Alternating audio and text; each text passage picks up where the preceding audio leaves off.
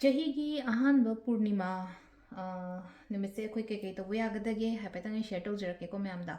Ado Chahigi Ahanba Purnima Wakchingi Purnima, and a higher Mete Kanogi, Matungina Haragadiko, Aduang Sagi, Quiki Kanodala, and the Posh Purnima Hako, Posh Purnima Sekari, no Hakanda spiritual cleansing haina harasna ko chai ho ahan ba oibane spiritual cleansing aduga yamna auspicious oiba haraga di aphaba numit oibado kaino ma khoina ningba khotpa sugumba harasne ko adi sigi numit da lakshmi gumba kai gumba da kaino ma kachaba lakshmi vishnu adagi numit ena harasne ko handaki chai se amuk numit na su kaino tawbunina nahan tang ama da ta hodi kaina khanba leirasne ko tang ama haraga di akogi kaino se ko ngasi hana haraseba ngasi se ai video se nangagadi hapake tawne nambadi tang amada dabbane ado hadi upload tawbada dum thuna yaragadi dum tang amada post tawne traga thengabada tang ani da post tawne tang ahum da tawgadamne ahum da ne ko purnima se ko ado sigi post purnima se ko tawbase hadi ko na lakshmi gumba kai gumba da hadi kitang athuma gumba katpio ko aduga kaino mas ai share tawjarake ko mayam da sisina leino ko chahi simagi hadi ai gi wata padana bagi damakta akoi sum macha khara tawse ko aduga amu akoi kenorom da laga na hadi super full moon haina harsne ko manifestations ke ka to pakitang western kenorom da laga na aduna hadi full moon purnima sugumba mayam se koina tawya ba khopya ba mayam amadi legre ko khoi ahan badagi haurase ba khoi ahan ba se kaino ha ka se da keno se akwai se sum khangna tawbodi na taba khangdabada mingonda khitang hurt tawgiba khotkiba sum yawena hadi pap hairasne ko samna haibada midona nungai kidabado aingonda warogiba khotkiba mayam am su leramba su yawdoine ba adu mayam do phajage khochage haibna jengba khanghaudana tawgiba soibagumba kaigumba leraso hadi adu do kokchana bagi damakta hani mokshana hairasne ko samna haibada adu si se spiritual bath hana hairage ko hambada ko adu spiritual bath se kamai no hai kanjida ko gi ayuki iruzabi basida ko gangajal katang hapiro ko yaragadi ko gangajal katang hapo adu ayuk se yaragadi ngantana lubyo ko 4:30 size da 4:30 haije keno brahmurat hana han ko brahmurat se ko nimit thoka do pungani hung walingai sida adi si kansera lubyo banga si yaragadi ko adi iruzaba se 4:30 size da ko numit se di khambra numit se di haragadi sigi numit se di numit chu khoiramo tha chu khoiramo animak handaki ahambagi purnima se ko numit ta su ayuk ta su ena jaije tang amada aina keno hapaga akogi ising sida keno ne yengang ne keno sindur ne cinnamon powder ne aduga keno ching khara hapani ko ganga jal khatang hapaga ising hayon han ko nahan ta hode na khala je adu su tawbe ko amuka halla tawr su ko shubudi kai de ko adu ayukta sima tawbiro ko aduga amana ina iruzabi ba ko piban hana ko aduga amana nungda waram se umhara se bako nungda waram se khoina tawda tulsi bongumba kai gumba leraga de ko hadi tulsi bongda oiro tha tholok matam do oiro mai gumba kai gugat pi ko mai do adagi kher hora kat pa khot pa kwai phari se mag tha da kher kat pa se aduma lere ko aduga mirames gumba kai gumba tawbiyo yaraga de aduga sigi numis ko hadi hadaki posh purnima numis khoina dan ta indam thani na indam tha matam se phia tha ba hara se ba phia tha ba cheng hawai na jingba suguma mayam se donate to bi ba ko phia tha ba ma cheng hawai gumba kai gumba adumai taraga natragana ngasi se ta hodre na khala se purnima numis na hodre na khala se ba kaw bani khangde video miss to bani khangde lei hauda bani khangde ko mathangi numit ta woda na phi ango bogumba tawbiyo mingo da phi ango ko da leino ko phi ango ba ta piro de hangoi gani ko hari samtu phi da phi ango bo khatang printed ka oiba khopa adu boy ta khara lang boy da ko shu kai de ko ango bogumba kai gum mathang numit ta su tawba ya ko mathang numit na phi ango bogumba kai gum da pibiu ko similar ko ado sagi keno mayam se keno akogi kari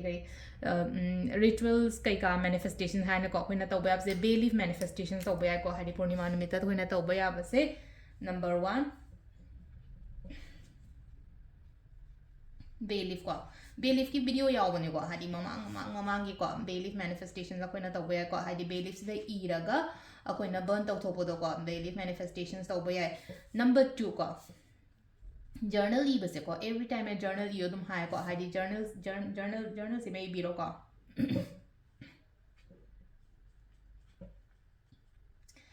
adagi number 3 crystal charge to se koi gi aina siriba kholiba crystals oiro ai khudop oiro ko hadi khudop da sai kai gi keno to ko pa dum ma am do ko number 4 ising ko ising se charge ro ga thak pa sima su ko ising ju charge ro se first ki keno ni na ko ꯍꯥꯏꯗꯤ ꯐꯥꯔꯁꯀꯤ ꯄꯨꯔꯅꯤꯃꯥ ꯑꯣꯏꯕꯅꯤꯅ ꯏꯁꯤꯡ charge ꯇꯧꯕ ꯐꯥꯎꯕ ꯈ꯭ꯔꯤꯁꯇꯜꯁꯦ ꯀꯃꯥꯏꯅ ꯀ꯭ꯂꯦꯟꯁ ꯇꯧꯗꯣꯏꯅꯣ ꯈꯣꯠꯇꯣꯏꯅꯣ ꯍꯪꯉꯛꯄ ꯌꯥꯝꯃꯦꯀꯣ ꯀꯩꯝ ꯇꯧꯔꯣꯏ ꯏꯁꯤꯡ ꯆꯥꯝꯊꯣꯛꯑꯣ ꯑꯗꯨꯝ ꯏꯁꯤꯡ ꯑꯁꯦꯡꯕꯗ ꯆꯥꯝꯊꯣꯛꯑꯣ ꯑꯗꯨꯒ ꯗꯨꯞ ꯍꯥꯏꯐꯦꯠꯇꯪ ꯀꯩꯅꯣ ꯇꯧꯊꯣꯛꯑꯦꯅꯀꯣ ꯍꯥꯏꯗꯤ ꯉꯁꯥꯏꯒꯤ ꯈ꯭ꯔꯤꯁꯇꯜꯁꯦ ꯄꯥꯏꯔꯒ ꯀꯩꯅꯣ ꯇꯧꯔꯦꯅ ꯗꯨꯞꯁꯦ ꯍꯥꯏꯐꯦꯠꯇꯪ ꯑꯣꯛꯊꯣꯛꯑꯦꯅꯀꯣ ꯑꯗꯨꯒ ꯑꯗꯨꯝ ꯉꯁꯥꯏꯒꯤ ꯑꯩꯈꯣꯏ ꯁꯦꯜꯅꯥꯏ ꯕꯣꯂꯔ ꯂꯩꯔꯦꯀꯣ ꯂꯩꯇ꯭ꯔꯒꯅ ꯂꯤꯛꯂꯤꯒꯤ ꯇꯦꯡꯀꯣꯠ ꯑꯝꯗ ꯍꯥꯞꯄꯒ ꯃꯄꯥꯟꯗ ꯊꯥꯡꯗꯣꯛꯑ ꯊꯝꯃꯣꯕ ꯑꯗꯨ ꯃꯉꯥꯏ ꯑꯗꯨ ꯇꯧꯕꯤꯔꯣ ꯑꯗꯨꯒ ꯑꯃꯅ ꯂꯥꯁ ꯑꯣꯏꯅ ꯑꯩ ꯑꯃꯈꯛꯇꯪ ꯁꯨꯝ ꯍꯥꯏꯖꯔꯛꯀꯦꯀꯣ ꯁꯤꯁꯤꯅ ꯀꯃꯥꯏꯅ ꯇꯧꯒꯗꯕꯅꯤ ꯑꯩꯈꯣꯏꯅ ꯑꯩ ꯉꯁꯥꯏ ꯍꯥꯏꯖꯔꯦꯀꯣ ꯍꯥꯏꯗꯤ ꯂꯛꯁꯃꯤꯗ ꯀꯩꯅꯣꯝ ꯀꯠꯄꯤꯌꯨ ꯑꯉꯝꯕ ꯈꯔ ꯍꯥꯏꯅꯀꯣ ꯑꯗꯨꯒ ꯂꯤꯀꯣꯟ ꯂꯧꯕꯤꯌꯨꯀꯣ ꯂꯤꯀꯣꯟꯁꯦ ꯑꯩꯅ ꯍꯧꯖꯤꯛ ꯑꯩꯅ ꯁꯨꯝ ꯂꯤꯀꯣꯟꯁꯦ ꯀꯃꯥꯏꯅꯅꯣ ꯍꯥꯏ ꯀꯥꯟꯁꯤꯗ ꯂꯤꯀꯣꯟ 12ꯅꯤꯀꯣ ꯑꯩꯅ ꯂꯧꯖꯩꯁꯦ ꯁꯤꯗ ꯂꯤꯀꯣꯟ 12ꯁꯦ ꯅꯨꯃꯤꯠꯇꯨꯗ ꯇꯦꯡꯀꯣꯠ ꯑꯝꯗ ꯍꯥꯞꯄꯒ ꯑꯗꯨꯝ ꯀꯠꯂꯣꯕ ꯑꯗꯨꯝ ꯑꯩꯅ ꯂꯥꯏ ꯀꯠꯄ ꯃꯇꯝꯗꯨꯗ ꯑꯗꯨꯒ ꯃꯊꯪꯒꯤ ꯅꯨꯃꯤꯠꯁꯤꯗ ꯍꯥꯏꯗꯤ ꯐꯤ ꯑꯉꯥꯡꯕ ꯑꯃꯅ ꯌꯣꯝꯁꯤꯜꯂꯦꯅꯀꯣ ꯐꯤ ꯑꯉꯥꯡꯕ ꯑꯃꯅ ꯀꯥꯕꯛ ꯌꯣꯝꯁꯤꯜꯂꯒ ꯑꯩꯒꯤ ꯄꯩꯁꯥ ꯊꯝꯐꯝꯗ ꯊꯝꯃꯣꯕ ꯑꯩ ꯄꯩꯁꯥ ꯊꯝꯐꯝ ꯍꯥꯏꯔꯒꯗꯤ ꯑꯩꯒꯤ ꯂꯣꯀꯔꯒꯨꯝꯕ ꯀꯩꯒꯨꯝꯕ ꯑꯗꯨꯝꯕ ꯂꯩꯅꯀꯣ ꯑꯣꯐꯤꯁꯀꯤ ꯂꯣꯀꯔ ꯍꯥꯏꯔꯁꯦ ꯌꯨꯝꯒꯤ ꯂꯣꯀꯔ ꯍꯥꯏꯔꯁꯦ ꯑꯅꯤ ꯂꯩꯀꯥꯏ ꯍꯥꯏꯔꯒꯗꯤ ꯑꯣꯐꯤꯁꯀꯤꯗ ꯑꯃ ꯊꯝꯃꯣ ꯌꯨꯝꯒꯤꯗ ꯑꯃ ꯊꯝꯃꯣ 13 ꯀꯣ ꯑꯗꯣ ꯁꯤꯗ ꯇꯧꯗꯣꯏꯁꯦ ꯀꯩꯅꯣꯀꯣ ꯑꯩꯈꯣꯏꯅ ꯀꯩꯅꯣꯁꯦ ꯃꯆꯨꯁꯦ ꯉꯁꯥꯏꯒꯤ ꯁꯤꯒꯤ ꯀꯩꯅꯣ ꯃꯌꯥꯝꯁꯤꯗꯀꯣ ꯂꯤꯀꯣꯟ ꯃꯌꯥꯝꯁꯤꯗ ꯍꯥꯏꯗꯤ ꯂꯣꯏꯅꯃꯛ ꯃꯆꯨ ꯈꯔꯒ ꯁꯨꯃꯥꯏꯅ ꯂꯣꯏꯅ ꯇꯩꯕꯤꯁꯦꯀꯣ ꯌꯥꯏꯉꯪꯅꯤꯀꯣ ꯁꯦ ꯌꯥꯏꯉꯪ 12 ꯀꯩꯅꯣ ꯑꯩꯈꯣꯏꯒꯤ ꯂꯤꯀꯣꯟ 12ꯁꯤꯗꯀꯣ ꯁꯨꯃꯥꯏꯅ ꯍꯥꯏꯗꯤ ꯃꯆꯨꯁꯦ ꯈꯤꯇꯪ ꯑꯩꯈꯣꯏꯅ ꯈꯔ ꯅꯝꯕꯤꯔꯦꯗꯅꯀꯣ ꯁꯤ ꯊꯝꯕꯁꯦ ꯑꯩꯈꯣꯏ ꯀꯩꯅꯣꯃ ꯍꯥꯞꯄꯒ ꯀꯣꯟ ꯑꯃꯗ ꯍꯥꯞꯄꯒ ꯁꯤꯁꯦ ꯑꯗꯨꯝ ꯀꯠꯂꯁꯦꯕ ꯑꯗꯨꯝ ꯀꯠꯂꯒ ꯃꯊꯪꯒꯤ ꯅꯨꯃꯤꯠꯁꯦ ꯂꯧꯁꯜꯂꯦꯗꯅꯀꯣ ꯃꯊꯪꯒꯤ ꯅꯨꯃꯤꯠ ꯍꯥꯏꯔꯒꯗꯤ ꯇꯥꯡ 4ꯁꯤꯗ ꯂꯧꯁꯜꯂꯒ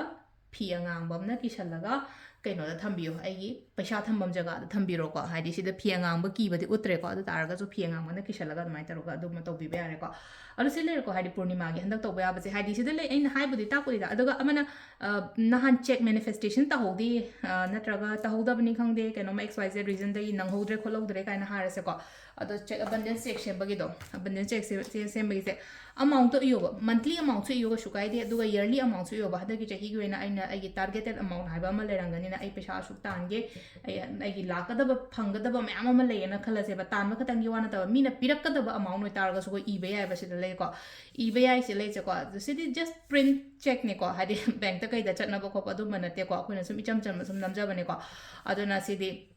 ꯗ ꯏꯔꯦ ꯃꯌꯥꯝꯁꯦ ꯁꯥꯏꯟ ꯍꯥꯏꯗꯤ ꯁꯥꯏꯟꯁꯤꯗ ꯂꯣ ꯑꯣꯐ ꯑꯕꯟꯗꯦꯟꯁꯅ ꯏꯔꯤꯁꯦ ꯍꯥꯏꯗꯤ ꯕꯦꯡꯛ ꯃꯃꯤꯡ ꯀꯩꯝ ꯏꯗꯦ ꯕꯦꯡꯛ ꯑꯣꯐ ꯗ ꯌꯨꯅꯤꯚꯔꯁ ꯀꯥꯏꯅ ꯇꯧꯔꯒ ꯍꯥꯏꯗꯤ ꯁꯨꯝ ꯏꯁꯣꯔꯒꯤ ꯀꯩ ꯑꯗꯨꯃꯥꯏꯅ ꯇꯧꯔꯒ ꯁꯨꯝ ꯁꯦꯝꯖꯕꯅꯦꯀꯣ ꯂꯛꯁꯃꯤ ꯒꯅꯦꯁꯀꯨꯝꯕ ꯌꯦꯛꯑ ꯈꯣꯠꯂꯒ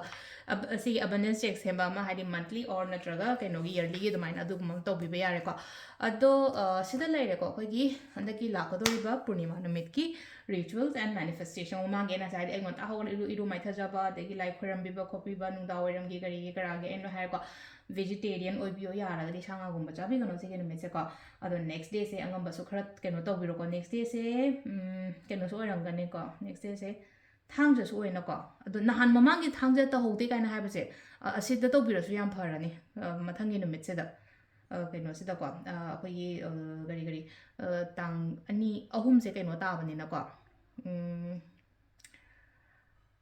ꯊꯥꯡꯖ ꯇꯥꯕꯅꯤꯅ